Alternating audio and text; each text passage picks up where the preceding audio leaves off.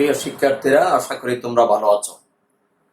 আজকে তোমাদের মেকানিক্স এর সেকেন্ড ক্লাস। এর আগে আমরা মোশন ইন ওয়ান ডাইমেনশনে সিম্পল হারমোনিক মোশন তোমাদের দেখিয়েছিলাম। আজকে সে সিম্পল হারমোনিক মোশনের ভিত্তিতে আমরা একটি প্রবলেম সলভ করে দেখাবো। আমরা একটু প্রবলেমটা ডিসকাস করি। দেখো, a particle rests in equilibrium under the attraction of two centers of force, which attract directly as their distance. Their attractions per unit mass being mu and mu prime.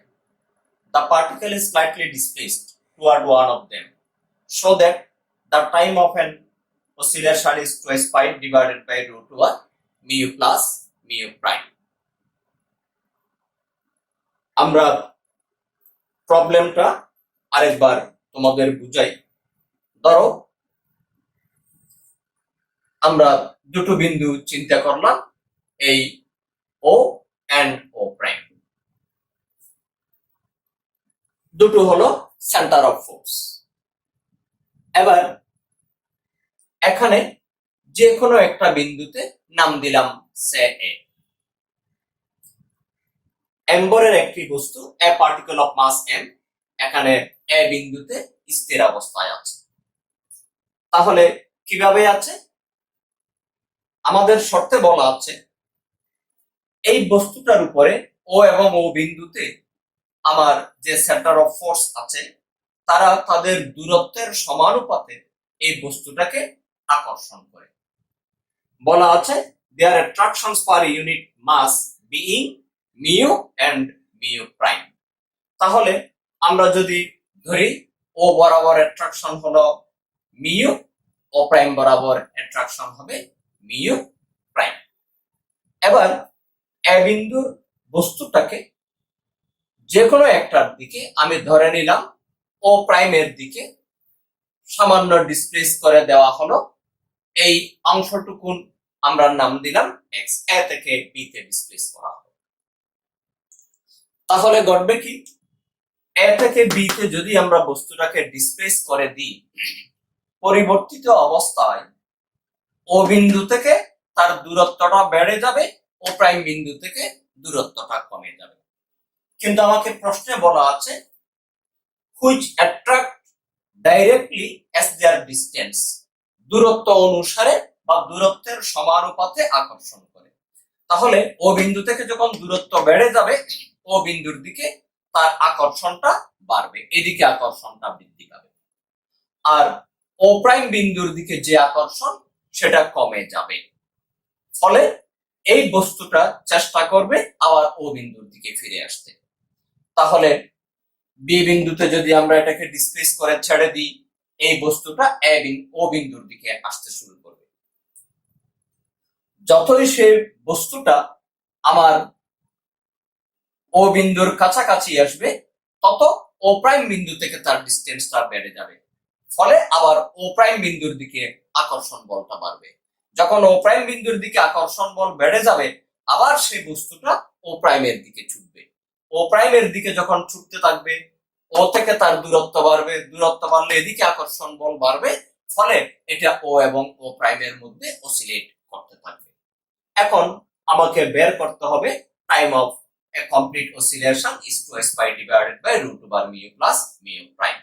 আমরা আবার হিসাবটা করে দেখি এটা আসে কিনা।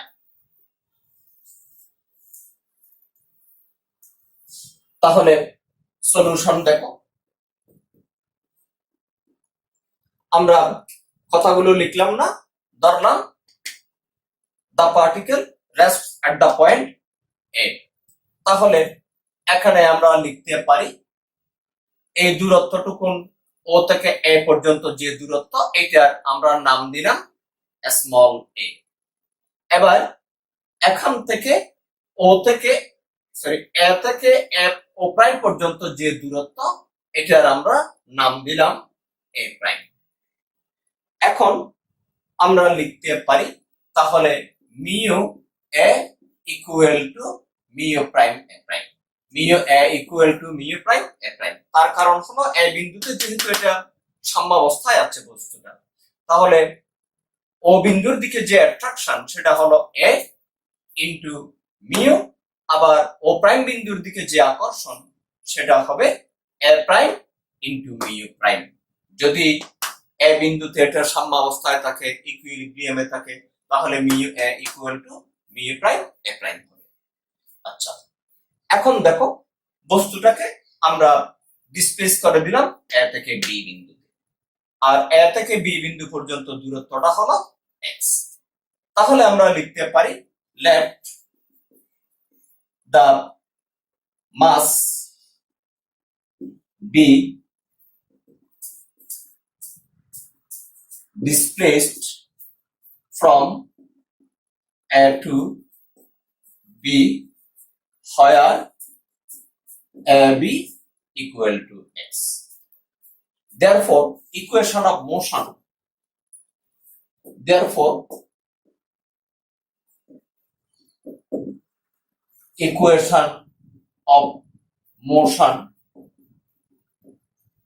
of the mass can be given by, এবার আমরা এই ইকুয়েশন অফ মোশনকে আমরা দেখাতে পারি। দেখো d2m dt2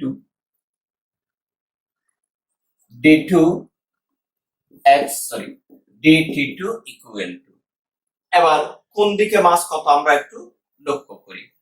দেখো যখন বি বিন্দুতে x ডিক্রিজিং হলো এ থেকে, ইনক্রিজিং হলো এ থেকে বি এর দিকে, এবার এখানে আমরা পাচ্ছি A prime minus x into mu prime. এটা হলো ডান দিকে, এটা পজিটিভ, আর বাম দিকে আমার যে অ্যাট্রাকশন সেটা হবে negative a plus x into mu. তাহলে কিভাবে আসলো আমরা আরেকবার দেখি। d2x dt2 এটা হলো আমার ডান দিকে তার অ্যাট্রাকশন। এবার ফিজিক্যালি আমরা যে অ্যাট্রাকশনটা এখানে পাচ্ছি, এ বিন্দুতে থেকে বি বিন্দুতে যখন যাবে এখানে ডিসটেন্সটা হয়ে যাবে a প্লাস x, তাহলে a plus x into mu. এখন দেখো এটাকে আমরা নেগেটিভ দিলাম কেন? কারণ সেই অ্যাট্রাকশনটা হলো বাম পাশে, in the direction of x decreasing, আর ও প্রাইমের দিকে অ্যাট্রাকশনটা হলো বি থেকে ডিসটেন্স হলো a প্রাইম মাইনাস x, এই ডিসটেন্সটুকু হলো a প্রাইম মাইনাস x। তাহলে a prime minus x into B prime, এটা যেহেতু ডান দিকে সেটা আসবে পজিটিভ। এখানে বলে রাখা বলো, আমার বস্তুর ভর যদি হয় m, তাহলে আমি প্রত্যেকটাতে m এখানে কি করতে পারি, যুক্ত করতে পারি, আবার এই mটা পরের লাইনে অটোমেটিক আমার ডিলিট হয়ে যাবে। এটা আমরা প্রথমে দিই না, এখন দিলাম, দেওয়ার পরে আবার এটা কিভাবে আসবে, d2x dt2 equal two a prime mu prime minus x mu prime minus এখানে আসবে m, আমার দুই দিক থেকে চলে যাবে a মিউ মাইনাস এখানে আসবে x mu, this equal to, দেখো এখানে a প্রাইম মিউ প্রাইম আর a মিউ এই দুটো কিন্তু সমান। আমরা ফাইনালি পাবো এখান থেকে mu plus mu prime equal to x। কারণ কি, এক থেকে আমরা পাই mu a equal to mu prime a prime. এটা আমরা যদি এখানে পুট করি, এই কোয়ান্টিটি আর এই কোয়ান্টিটি এই দুটো রাশি চলে যাবে, বাকিটা থাকবে। এখন এই ইকুয়েশনটা কোন ফরম্যাটে আসলো, আমরা এর আগের ক্লাসে যে পড়াইছি তোমার simple harmonic motion d2x on dt2 equal to minus mu x, এটা এই ফরম্যাটের ইকুয়েশন। তাহলে এখানে আমরা যে টাইম অফ কমপ্লিট অসিলেশন আমরা পেয়েছিলাম t equal to twice pi divided by root mu, তাহলে এখানে মিউ এর জায়গায় আছে মিউ প্লাস মিউ প্রাইম।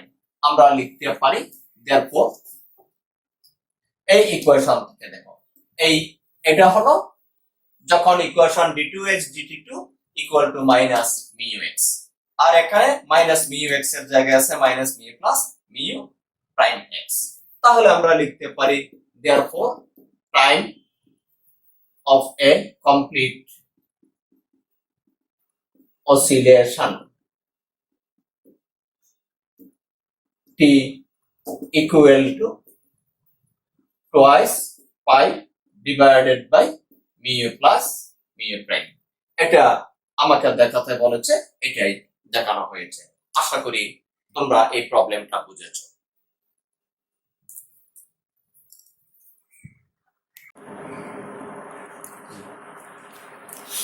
এবার তাহলে আমরা আরেকটা প্রবলেম দেখি।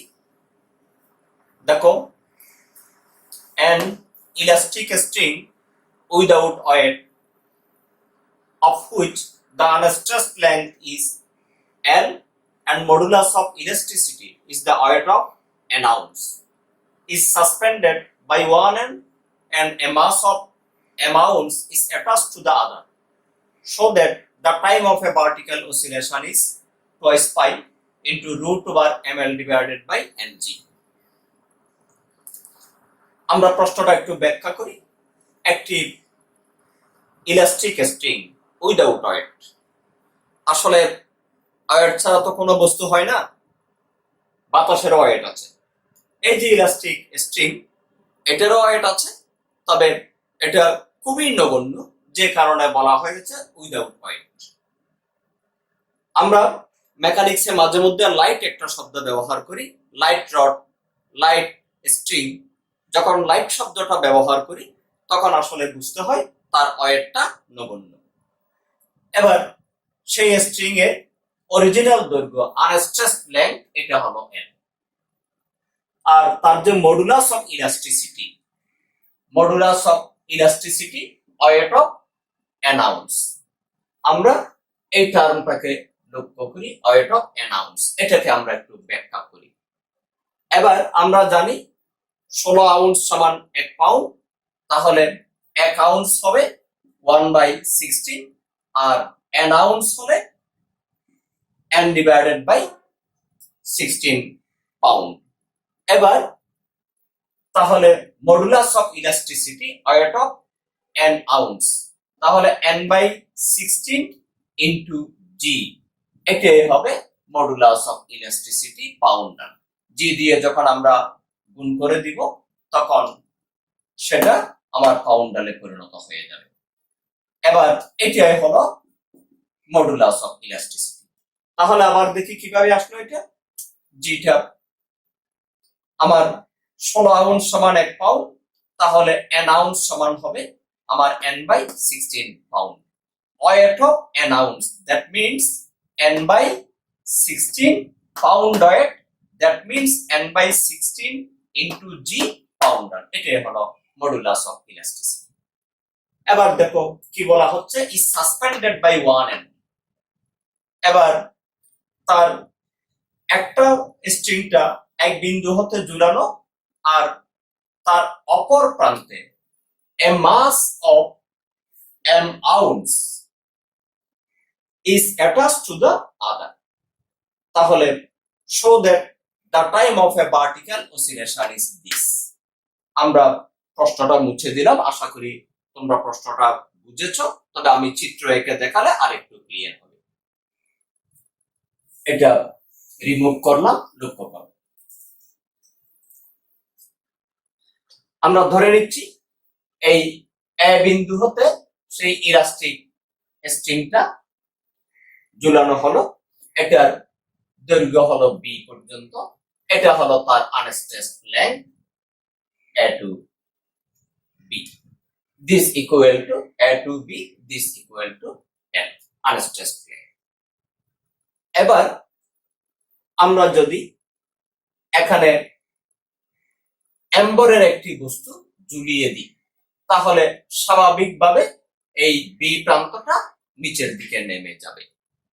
বি প্রান্ত যদি নিচের দিকে নেমে যায়, তাহলে এই রশিতে টানটা বৃদ্ধি পাবে, রশির টান তাকে উপরের দিকে নিয়ে যাবার চেষ্টা করবে।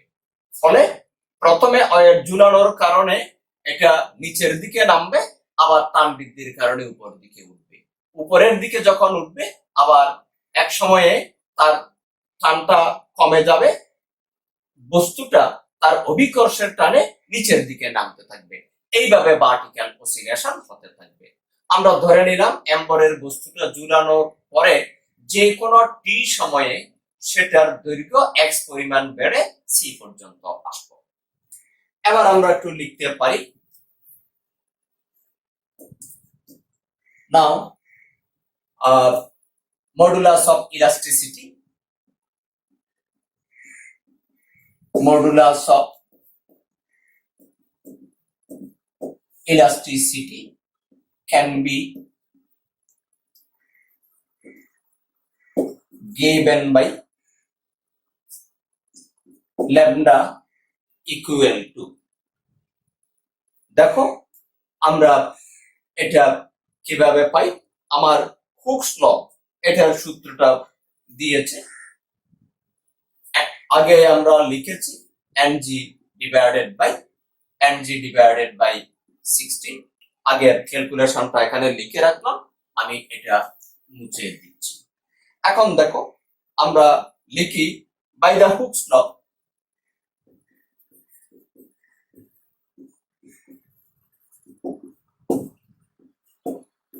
Tension T equal to lambda into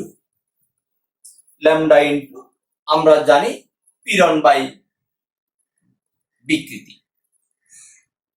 এটা এখানে T equal to lambda, আমরা একটু দেখি এখানে আমার মোট দৈর্ঘ্য বিকৃতি কতটুকু হলো। অরিজিনালি আমার দৈর্ঘ্য ছিল L, এখন দৈর্ঘ্য হয়েছে L প্লাস x, বাদ দিলাম L ডিভাইডেড বাই L। এবার এটাই হলো আমার tension T, lambda into L plus x minus L divided by L. This is equal to ng divided by 16 আর এখানে পাচ্ছি x divided by L. This is the tension of the string.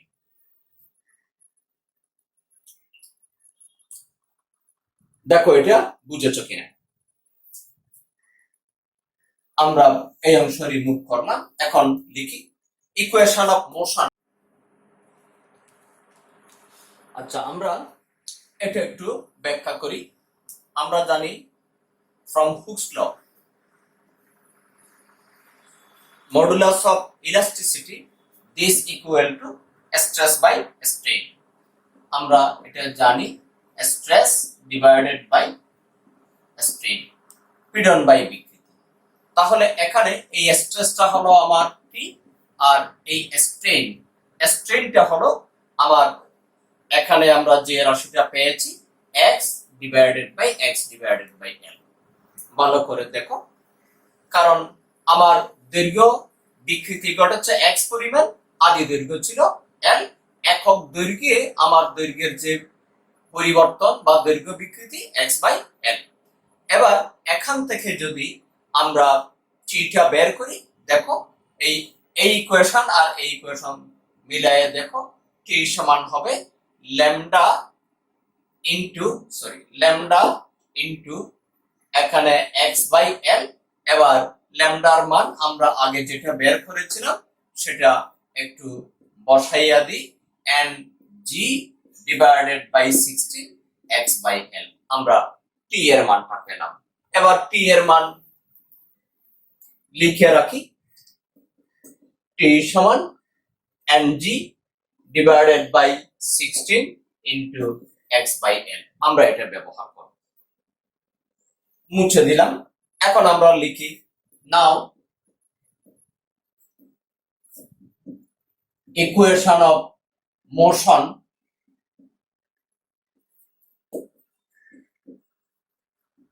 of the mass can be given by, এখানে যে বস্তুটা ঝুলানো হয়েছে তার মাস ছিল m/16 pound. তাহলে অ্যাক্সিলারেশন হলো d2x dt2 কোন দিকে, যেদিকে আমার এই x বৃদ্ধি পায় এই দিকে, নিচের দিকে ডাউন। তাহলে এটা হলো আমার ইফেক্টিভ ফোর্স। তাহলে অ্যাপ্লাইড ফোর্স কি কি? এখানে এম্বরের যে মাস আছে, বস্তু আছে, অর্থাৎ m/16 পাউন্ডের, তার নিজস্ব ওজন mg ডিভাইডেড বাই 16 নিচের দিকে। কিন্তু আমার ইলাস্টিক স্ট্রিং এর যে টেনশন সেটা কাজ করবে উপরের দিকে, এটা মাইনাস হয়ে যাবে। এবার এখান থেকে আমরা পাচ্ছি mg divided by 16 minus t সমান mgx 16L। এখন দেখি এই ইকুয়েশনটা কি দাঁড়ায়। আমরা 16 রিমুভ করে দিলাম, m d2x dt2 মাইনাস এখানে পাচ্ছি 16 যদি রিমুভ করি n gx divided by l plus এখানে পাই mg। এবার m দ্বারা উভয় পক্ষকে ভাগ করে দিই। This implies d2x dt2 equal to minus mgx lm plus এখানে আসবে g। এবার মাইনাস mg lm কমন নিয়ে নিলে এখানে থাকবে x মাইনাস, এবার এখানে থাকবে lm divided by n, lm divided by n। আমরা দেখি আমাদের হিসাবটা ঠিক আছে কিনা। আবার আমরা গুণ করে নিই, lm চলে যাবে, nn চলে যাবে 20। এবার আমরা পুরো ইকুয়েশনটা দেখি। এই ইকুয়েশনটা আসলো আমার d2x, দেখো এই ইকুয়েশনটা d2x dt2 equal to minus μx এই ফরম্যাটে। এখানে x থেকে আমার lm ডিভাইড বাই n এই টার্ম মাইনাস হয়েছে। যদি আমি এই টার্মটাকে ক্যাপিটাল x ধরি এটা, তাহলে μx equal to minus μx এই ফরম্যাটে। তার মানে এটা ইকুয়েশনটা হলো simple harmonic, which shows that the motion is simple harmonic, is simple harmonic. Therefore, time of vertical oscillation, therefore time of vertical oscillation will be, আমার সে টাইমটা হলো t equal to pi by root mu. Pi by root এখানে mu এর পরিবর্তে আছে mg divided by lm। এটা আমরা উল্টায়ে দিই, pi into root over lm divided by mg। তাহলে এই অংশটা দেখানোর কথা ছিল, আমরা আশা করি এটা বুঝেছি। তাহলে আমরা দেখলাম যদি কোন বস্তুর গতির সমীকরণ, ওয়ান ডাইমেনশনাল কোন মোশন যদি ইকুয়েশন যদি d2x dt2 equal to minus μx এই ফরম্যাটে আসে, আমরা জানি এটার গতিটা হবে সিম্পল হারমোনিক এবং time of oscillation will be pi divided by root over mu. তাহলে এই দুটো প্রবলেম তোমরা ভালো করে দেখো, এরপরে অন্যান্য প্রবলেম গুলো তোমরা কি পারো না পারো বই খুলে চর্চা করে দেখো। ইনশাআল্লাহ আগামী দিন পরবর্তী ক্লাসে আমরা আরেকটু জটিলতর প্রবলেম গুলো তোমাদের দেখাবো। থ্যাংক ইউ ভেরি মাচ, ভালো থেকো।